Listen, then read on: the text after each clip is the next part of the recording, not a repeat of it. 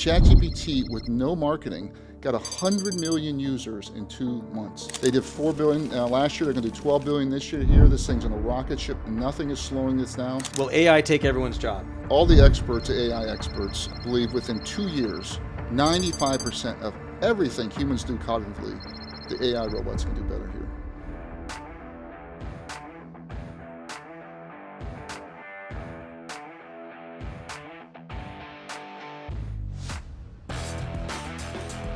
Welcome back to Assets and Taxes. I'm your host, Kent Fitzpatrick, Managing Director of Asset Strategy.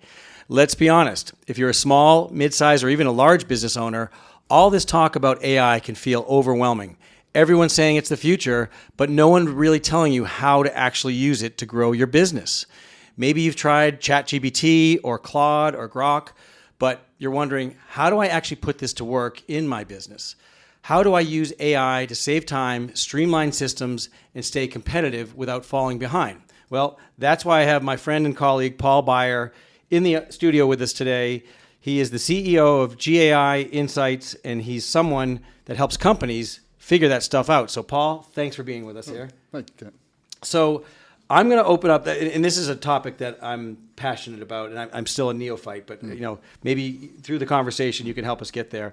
So let's maybe just start by talking about the gaps that you see in the AI marketplace, and what made you launch GAI Insights. Sure. Yeah. Thanks, Kent. My professional career has been 30 years in software development on the vendor side, creating. I spent 5 years at a company called First Fuel, where we had 7 PhD machine learning specialists using traditional AI. The thing about technology, for decades, it was always aspirational. Use blockchain, the future will be benefit. Use metaverse, the future will be benefit here. When I saw ChatGPT, it was exactly the opposite. ChatGPT out of the box was transformative as it was. And that's what really woke me up and said, boy, we really help people understand how fascinating this is and how big a change this is. Now let's maybe set perspective. This is only like a 2-year window, right? We're talking about since the launch of Correct, Chat? yes. It's just been 2 years, which is kind of stunning, yeah. So as a small, mid-sized business owner, should someone feel like the train's left the station and there's no hope for them, or? No. I think we're in inning 001 of all this good. here. It's a tremendous opportunity, but I think the important thing for small business to understand is this is a major trend and it's not slowing down. So you do need to start getting on the awareness curve. You do need to get on a learning curve, and you need to find ways, and we can help you today a little bit, sort through the hype and really focus on what's real today to drive profit and revenue in your business today. So, we're talking about artificial intelligence, AI. So why is this no longer optional for any business? Because if I'm flipping burgers, or I'm a lawyer, or I'm an artist, why does it apply across any industry? What's amazing about this particular technology is historically, for humans to talk to machines, we had to learn software coding. So 26 million people know Java around the world. They need to know Java to talk to machines. Here, everyone, all 8 billion of us know our own language.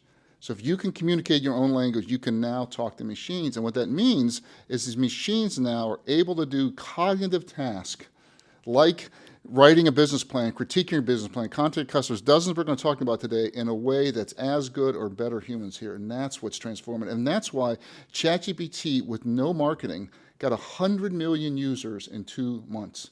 It's the fastest adopting technology ever. They did 4 billion last year. They're going to do 12 billion this year here. This thing's on a rocket ship. Nothing is slowing this down.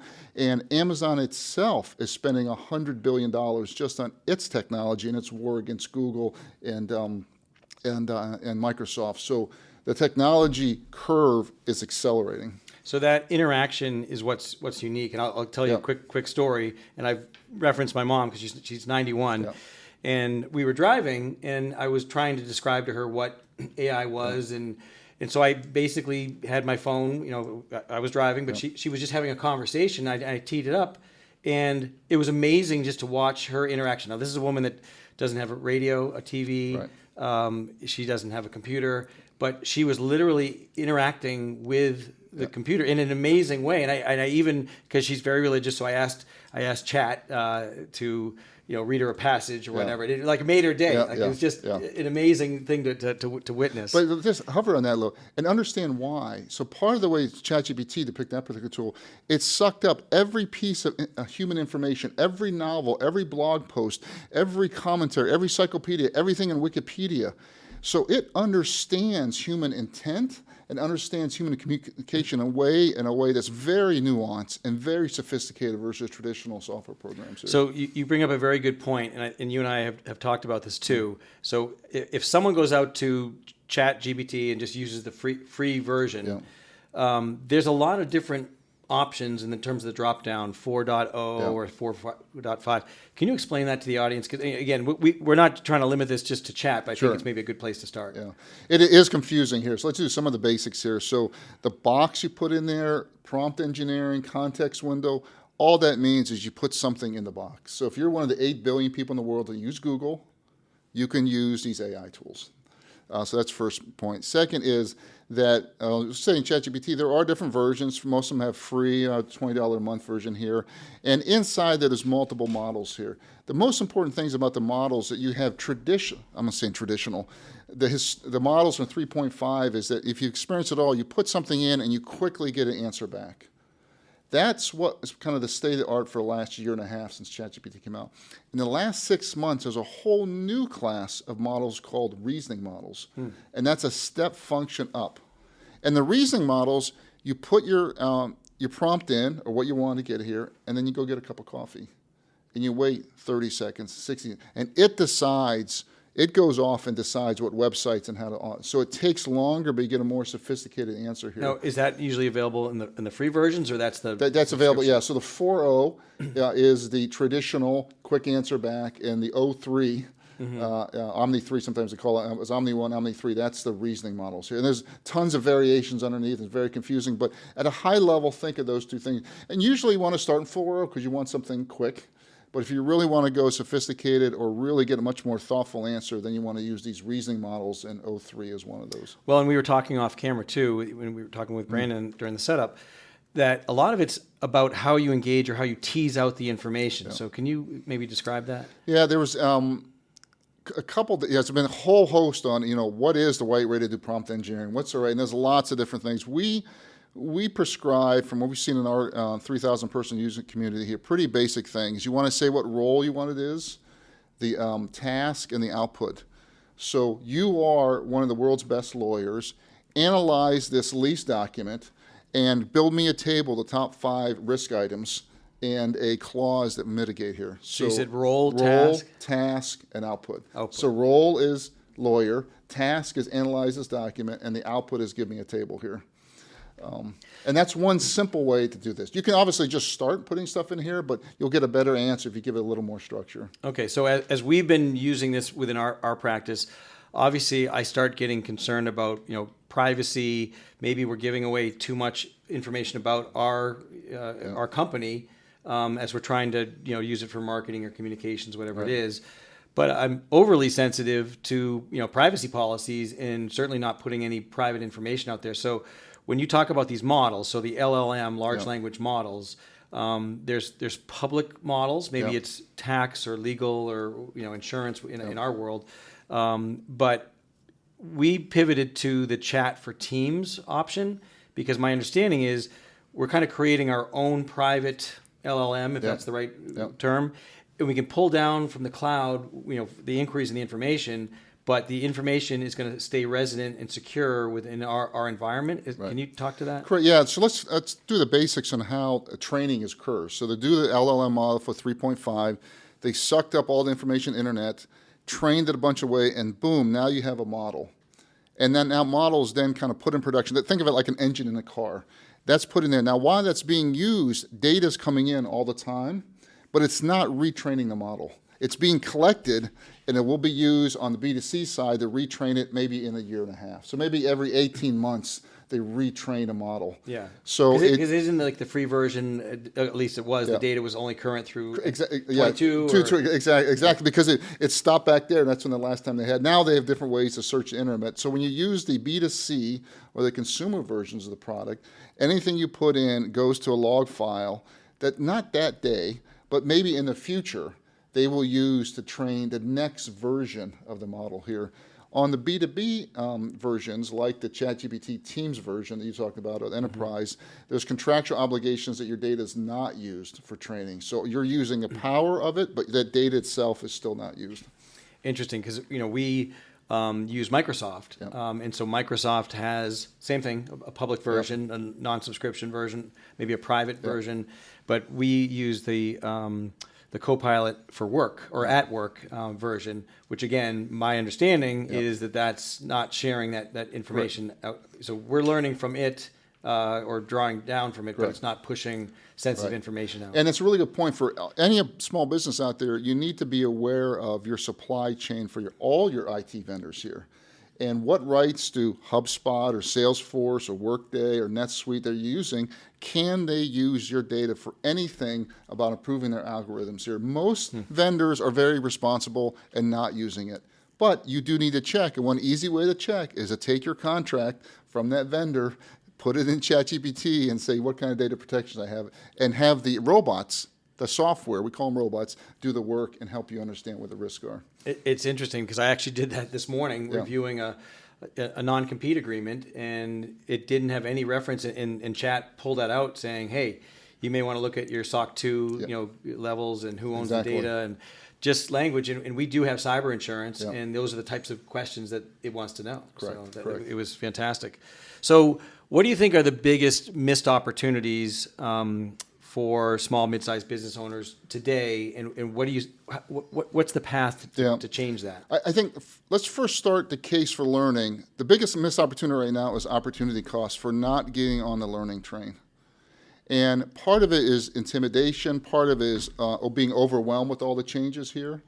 But in terms of motivation for learn, there's been 15 studies that show anywhere between 10 and 40% productivity improvement on every knowledge worker things here. So what would it mean to you for your business to have every one of your knowledge workers 20% more civic? Another day in every sales rep's time. Another day in every account manager. Another day of coding here. So that's the power we're talking about with today's technology with zero technology risks. I'm not talking about future, I'm not talking about lab technology, I'm like today's technology. So that's the reason to start learning. The second reason learning here is we saw the internet show up and absolutely disrupt many, many industries here. Toys R Us, gone. Classified ads, gone, right? The same thing is going to happen here. And so you need, as a small business owner, to understand and assess what your risk profile is. If you're a lawyer, you are in the crucible and you are absolutely having headwinds in. Now, if you're doing HVAC work, where there's a physical aspect to the value you create, you're going to have piece of it, but your whole industry, your whole job, you might have 30% revenue impact. To give you an example here, one of the industries that's very impacted is offshore or outsourcing software development. We have one company in Bangalore that last year they were already seeing a 10% revenue decline because their U.S. customers saying, we know you're using AI. So if it cost $10,000 last year, it can't cost the same amount this year because we know you're using these productivity tools. It's funny. I've actually had clients forward me an email that they got from their CPA or professional, whatnot, and like they didn't even change the font. I could tell it was AI. This was not written by a layperson. And maybe that's getting better, but maybe that leads to my next question: is which one? I mean, even at the opening, I referenced ChatGPT, Claude, Grok. I mean, and there's dozens and dozens of these. So how do I know which AI I should be using for what type of role or service? It's a great question. We have a very strong recommendation here is that when you're learning, you want to go from basic learning to intermediate competency here. So pick one tool and start learning it. And the tool we recommend is OpenAI, ChatGPT, and for business, ChatGPT for Teams, which is $30 a month. And you can buy it by the month, but it's highly secure. They don't use the data. It's enterprise class security. It's as secure as anything that Salesforce or HubSpot has. And that is a fantastic way to get to the sweet spot. And the sweet spot is using confidential business information and a use case that makes sense here. So all of us sign too many contracts. Yeah. All of us don't looking for ways to send more lawyers here. Every single contract you have, you should put it in the Teams version, which is secure. Ask how to assess it. How can I do it? Make sense of it. And you'll save this year thousands of dollars right out of the box, and will more than pay for your $30 a month here, just in that use case alone. It has in one review. Yeah. I mean, and one review even. Yeah, right. Yeah. I mean, it's unbelievable the accuracy and also but let's talk about this because I'll still get bad information too. I mean, I was using it last night. And asking about limits for a SEP IRA, and it gave me the 2024 information, and I told it, I said, Chat, your information's wrong. That's 2024. Please give me the current. And it instantly apologizes. But does it learn by that? No, it doesn't learn. The important thing there is to have the mindset of 1,000 interns at your fingertips. So you have interns, a lawyer, and everything else, and they quickly bring this stuff back. We still need to keep the subject matter expert in the loop. We still need to have that last final review.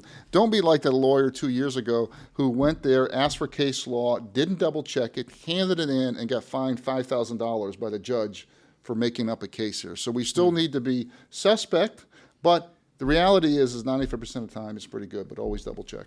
So I'm going to ask you this next question in light of our conversation that you were just recently at a YEO event, and I think that's a really interesting audience. So do you think a SMB, small mid-sized business, can outpace a larger firm in some areas by embracing generative AI? Oh, hands down. I mean, it's what is different about this technology is twofold. One is that it's exponentially increasing. And second, which is unlike most technologies, you got SAP, and SAP kind of stayed flat here. And the older traditional last 30 years technology, I could wait a little bit and be a pragmatic fast follower and just catch up. Because you went before me, but you didn't get any advantage here. This is completely different now. Here, the early adopters are increasing their lead. Why? Because they're learning how to use this, they're learning how to embrace it, they're using the cultural change, which is really important here. And when they do that, you start seeing even more opportunities to drive value here. So that's why it's really important in these early days to start your personal and your organization's learning path. So when we first met, it was interesting. You had done enough research to know that I'm in the financial services, wealth management space, and you had provided this fantastic white paper. It was probably 20 pages or whatnot. So it's not necessarily only getting insights on my business, what I need to be doing differently, but you gave me intelligence on my competitors in the marketplace and the direction and things I need to be leaning into. Right. So the meeting you were at with the YEO, Young Entrepreneurs Organization. Now here's a pretty astute group. I think the qualifications you got to be doing a few $1 million to join the group. So pretty successful entrepreneurs. Tell our audience a little bit about are these guys all leading edge with AI or? And this was 2 weeks ago, the YPO of New England and the YPO, right? YPO, Young Presidents. Yes. Yeah. And fortunate to spend a couple hours with 70 of the CEOs, and they are very representative of all the companies deal with. 1, high awareness. 2, overwhelmed. 3, not sure where to begin, and 4, need very specific, practical next steps that I can do today, tomorrow, to get me on my learning journey here. And that's what we walk through. And the challenge is that, and one of the things that we focus on is these really practical steps here. The world is full of hype. The vendor hype is through there. We live in the world of clickbait, so all the stuff you're reading about in social media and LinkedIn is all clickbait generated here. Yeah. But the reality is you need to start now because you can't ostrich. You need to start learning. And the reason you start learning is this is a contact sport. You can't learn to ride a bike by watching YouTube.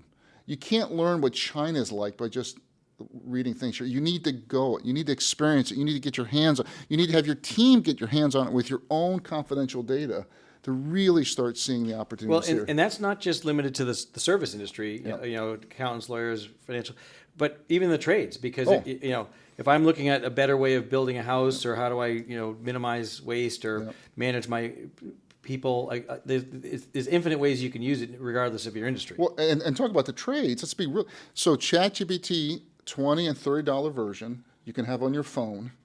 You can go and take a picture of a spare part and say, what part is this? And 90% of the time, it'll come back. Yeah. And it's fantastic on language. So what part is this? And tell me in Portuguese. Tell me how to install it in Spanish here. Fantastic. So the trades are dealing with lots and lots of language, and there's now this superpower that every one of your tradespeople have in a tool that they're already using today, which is their smartphone. Well, and I think the difference between a Google search and what you just described, Google's going to probably lose some market share because I think some of the searches aren't as intelligent or the responses aren't as intelligent. It's even more than that. I mean, Google is our search engines. They search and coming back here. These large language models or AI robots, that I call them, are answer engines.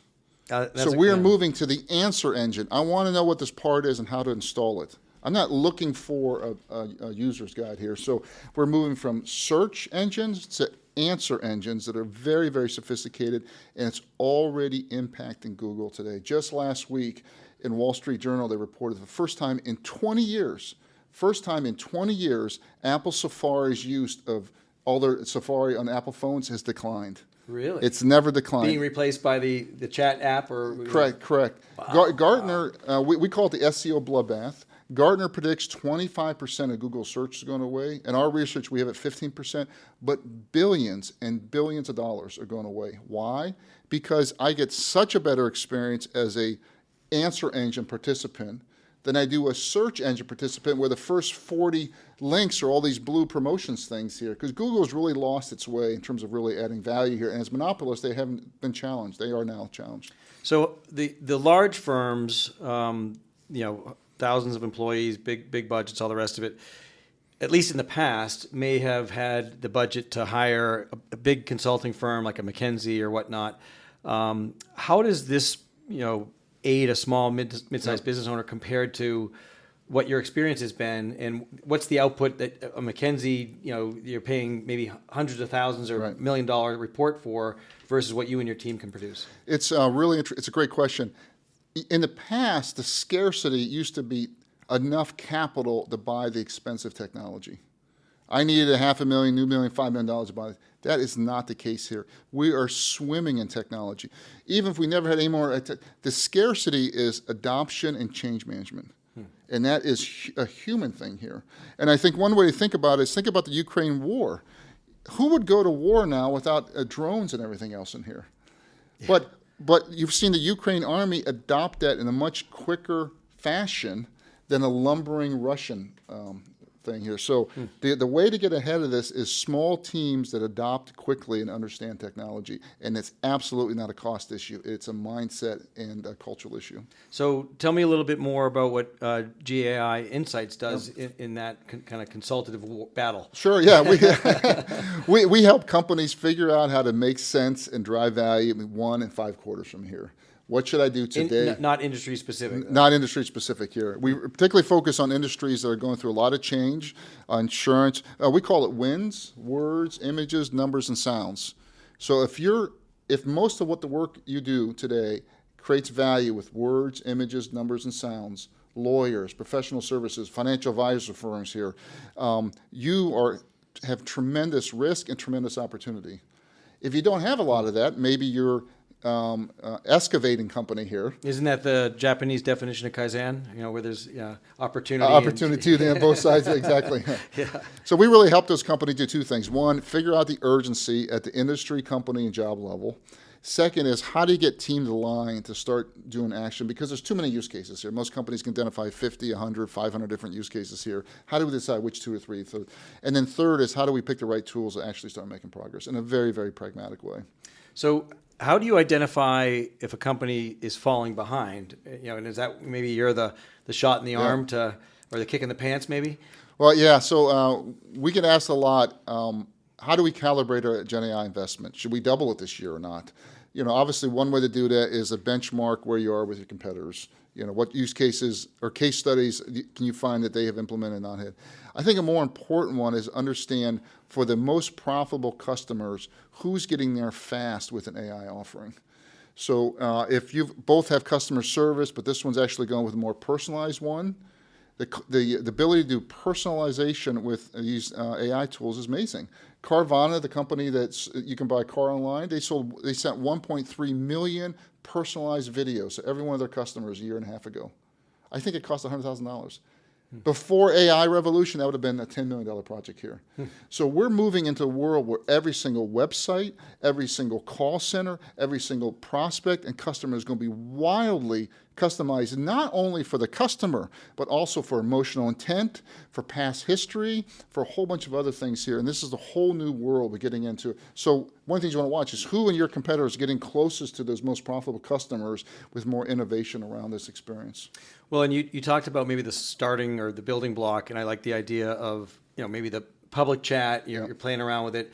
When you want to get private, you're going to have to go to a Teams subscription model. And like what we said before, it's a short investment. Yeah. So, but maybe once you've conquered that first step, how do you navigate all these other platforms? So like I know our marketing department, they use Canva for art and more marketing communications type thing. Is there platforms or is it LLMs that are more specific to certain search purposes? Yeah, there are. And to give you a sense for, I think the VC investment, I think there's probably 30,000 AI startups right now. Wow. So you name the sector, there's an AI startup there, and that's half the time well funded here. And in addition to that, you have general purpose tools like ChatGPT, which is getting really good at a lot of these. It's really good at coding. It's really good at law. It's really good at medical. It's really good at business analysis. So you have some startups, hey, we just do law, but they're also competing against these large models that have billions here. So we've got lots of different overlap. What we recommend to companies is first get your core platform, pick one, pick a major. We recommend ChatGPT, some pick Copilot. If you're Google Workspace, some people do that. Just pick one and work your organization to get competency in that here. And then on a case-by-case basis, department by department, look at specific needs and have that department, after they're proficient, make the case for another AI tool. Hey, we have these information needs in Canva, ChatGPT can't do it. That makes sense for that. Sometimes in coding, people want to use Cursor or other things here that are more advanced and make now, the exception. If you asked Chat, is it going to tell you about its competitors? Oh, yeah. It will, yes, right. So it'll tell you, we're not that great at this, but you could try Canva. Yeah. It was interesting. I actually went to an industry conference a few weeks back, and really the two themes, this was not a small conference, 2,000-3,000 people, was AI, which for obvious reasons, because everyone's trying to lean in and understand it.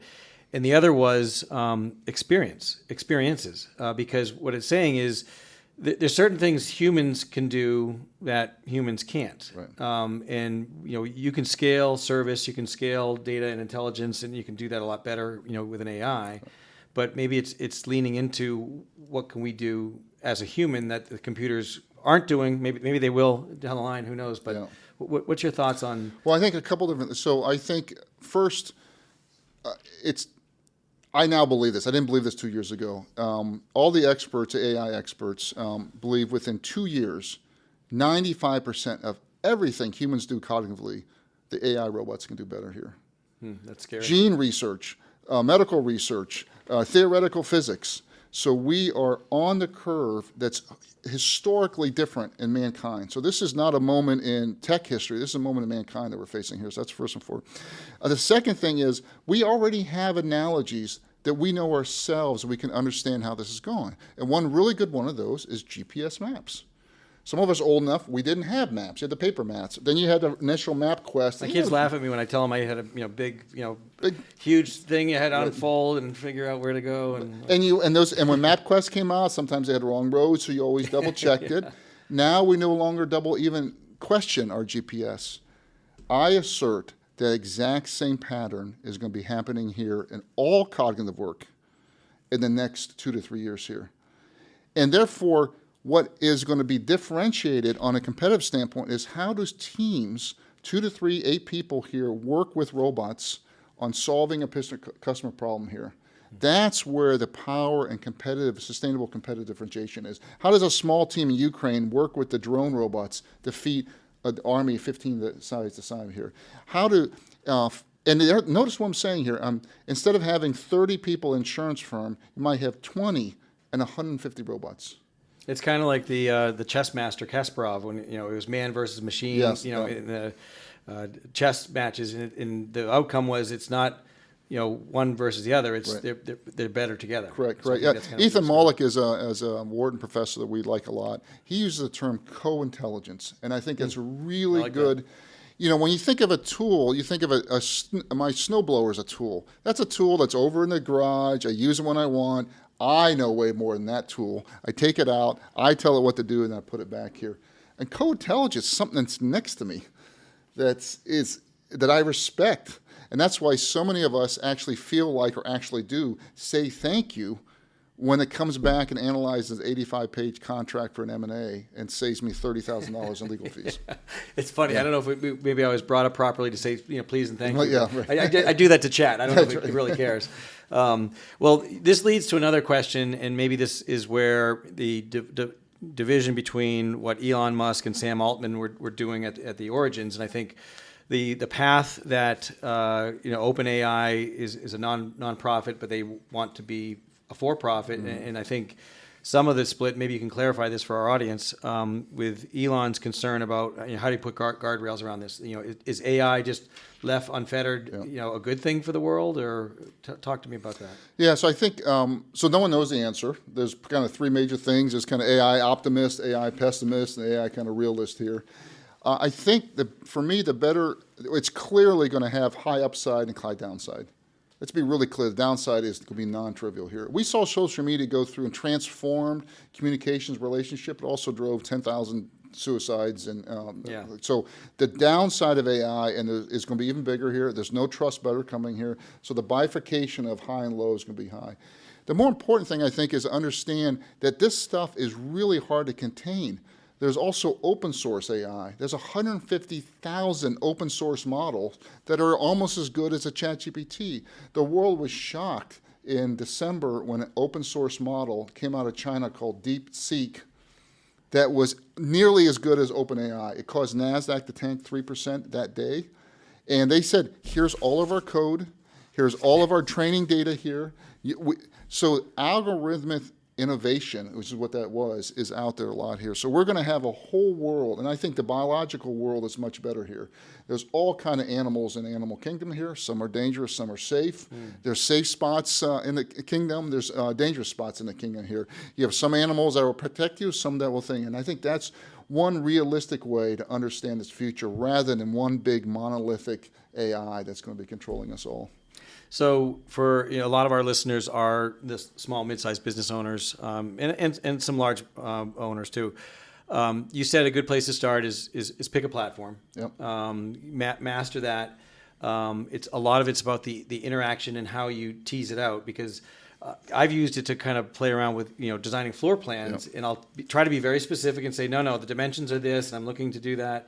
And it comes back with this, wacky responses, and right. I finally sometimes give up because it's like, all right, maybe I'm just asking the wrong question, or maybe it's not meant to do that. So, what would you say? I guess for this journey, this path for the small mid-sized business owner, once they've kind of gotten, it's on their phone, they're paying the $30 so they can be secure about that LLM.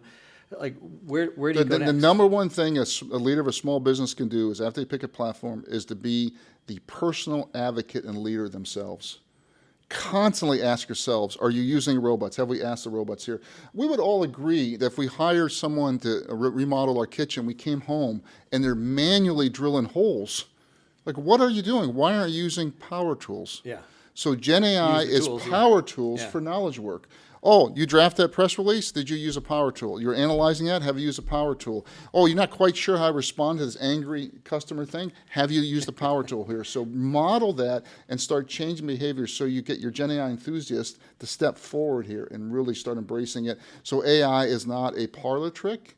AI is just as pervasive as Office 365. I'm kind of smiling inside because I'm the one here that Here the advocate, kind of bangs people on the head. But what I love is when some of our team has that aha moment. Yeah. It's like Kent, you wouldn't believe, like, I did this, and like the answer was beautiful. He's like, I couldn't have written it better myself, and it actually, you know, I'm like, exactly. So keep doing it, doing it, create that you know, that pattern.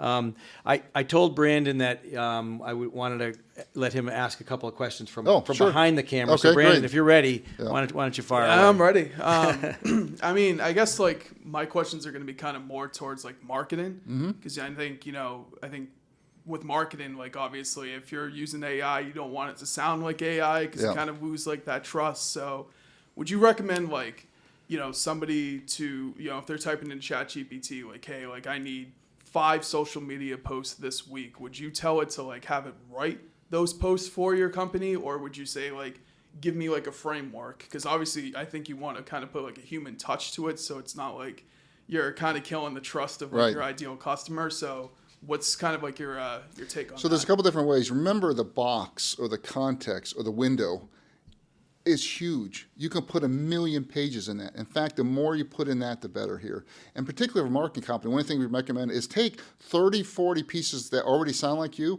and say, create 5 blog posts that match the style below, put all 30 pages in here that does the following here. You can also put that in as a preset, a couple different ways to do it. So that is, you give it specific examples of your tone. That's one.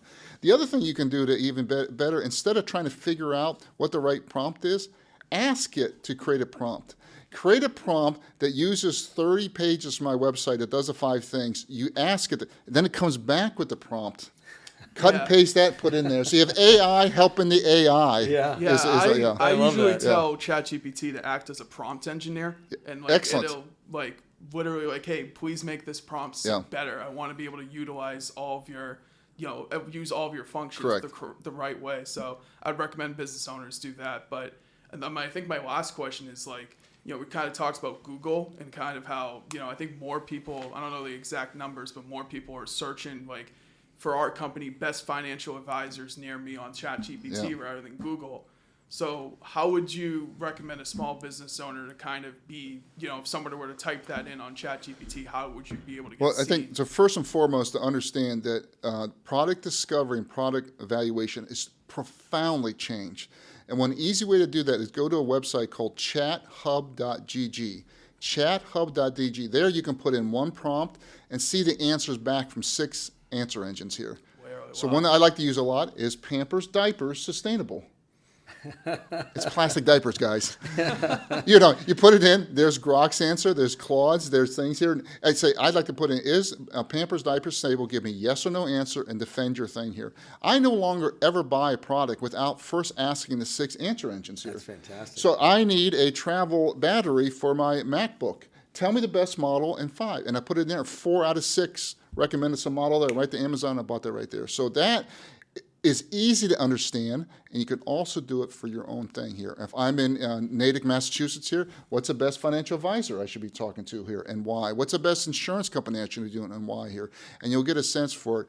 Because what's happening is these answer engines are sorting through the crap out there and really finding it. So they are intelligent beings, almost intelligent searches for you, and that's very different than gaming the system with all those blue SEO links out there. So tell me about the community that you're building, because you recently did a TED Talk, and I want you to share that with the audience. And you're doing a lot of stuff in the Boston area specifically, and you also have a pretty sizable following on a global basis. So talk to me about that. Yeah, we believe in this moment in time, it's really important to bring community, people together talking about this. Just as today, we need to calibrate it here. So we're doing a whole host of things. One of the things, we have an online community where we meet every Monday night at 7 o'clock is our learning lab. We have people calling from Germany, Australia, and we have a topic each week. You're welcome to that, 7 o'clock Eastern, 4 Pacific. Second is we have a daily AI show at 7:30 where we go and we talk through the top 4 or 5 news items and debate them if they're essential, important, or optional, and that's interactive. Third, we have ad hoc networking groups. We're actually doing one here in Boston called AI Woodstock Boston. 285 people have signed up to go to that, and it's really the network. And it's interesting. What gets pulled together are the early adopters in all disciplines. So we'll have software engineers, and we'll have product managers, and we'll have sales reps, and we'll have small businesses, and we'll have entrepreneurs, and we'll have investors, people who want to understand this and calibrate, hey, what are you doing, what are you doing? Because nobody can keep up, and no one understands all elements of the thing here. Now, why are you creating these communities? Is it just being able to? It's the fastest way to accelerate learning. So you want to create communities industry-wide, and that's what we're doing here. And you also want to create communities inside your company. So you want your own learning lab inside your community. You want your own people calibrating here. You can't learn fast enough, and you need to get the end, which is 3 or 4 enthusiasts working on a business problem that is competitively differentiated. And that's where we want to get to. And you have to get there with a cross-functional team of humans working together with the robots. So tell me about the TED Talk opportunity. The TED Talk. I was fortunate that I was asked to do a TED Talk in Boston here, and it's online. You can TED Talk Boston and Paul Baier, and it's 6 things every CEO should do. And the very first one is do not ostrich. I know we're sitting here in Miami Beach. It's gorgeous. The weather says a hurricane's coming, but come on, it's not really going to happen. I'd really have to pull this up here. I know you don't want to ostrich. I know you don't want all this change. I know you don't want to have to think through this. I know you don't want to think through all the shadow IT here. The reality is it's coming. And now we have to move from not ostrich to adaptation here. And what we've been talking about today is how do we adapt? We adapt by trying in these very practical steps we talked today. So the 3 things you shared in terms of the daily AI and the groups, where do people find that? You can go to GAIinsights.com and find information on all those. Okay, and are you on YouTube or? We're on social? YouTube and LinkedIn. LinkedIn's our major profile, but you can also go to YouTube and find us. Okay. All right. So before I let you go, I'm going to give you the rapid fire round. So Great. The idea: quick question, quick answer. Yep. You ready? Celtics, I don't want to talk about. Yeah.